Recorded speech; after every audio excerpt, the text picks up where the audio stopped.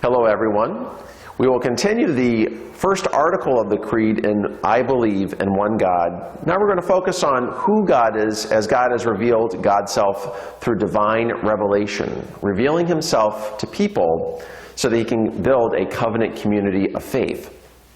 We come to understand that God is the creator of heaven and earth, and that he reveals himself as one. And yet, when we look at the creation account in Genesis, we notice this interesting language that even though there is one God, he says, let us make man according to our image. Now, you and I were not made in the image of God and the angels, or heavenly beings, but it says clearly in Genesis that you and I as human beings were made in God's very own image and likeness. That's very interesting.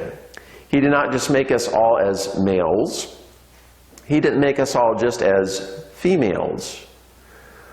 He made us with a complementary quality where we have male and female. It says that's how God created them, so that the two of them can complement each other to such an extent to become one flesh.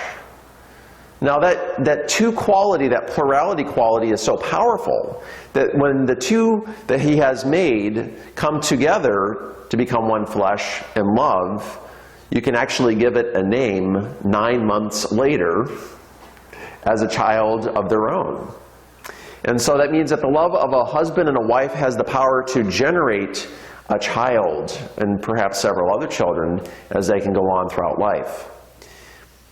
We can learn a lot of lessons about God simply through how God made us. That we are not isolated beings. We do not live in isolation, nor are we just all men, nor are we just all women. But we have this complementarity that has the possibility of generating life.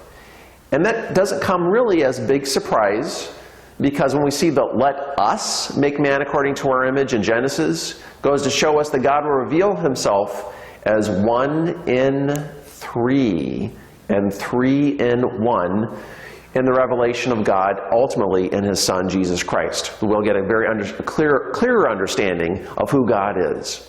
So God is Trinity, Father, Son, and Holy Spirit, and that God is this communion of love throughout all eternity, like this divine family that has no beginning and end. Now that's a difficult concept for you and I to understand, because I have a beginning, you have a beginning, I have an end, and so do you. But when the Father has his Son, there isn't like a day when the Father has the Son as a Son. He's always eternally a Father, which means that he has eternally had a Son. So the Son proceeds from the Father without a beginning. And that's something that's beyond our comprehension, because if a son exists today and his father's going to be older than him. But that's the difference between creatures like you and I and God. So there's a difference. We have a beginning and an end. We have a chronological order of birth and death. God is beyond time. He is the creator of time, so there's the difference. God is always Father and Son, and the love of the Father and the Son generates eternally the Holy Spirit. 3 in 1, 1 in 3. Where the similarity exists between us as creatures and our Creator is that we are a communion of persons that image God in his likeness and in his image by having complementarity and also bringing new life and new love into the world of creation, the world of God, the world that God has named good.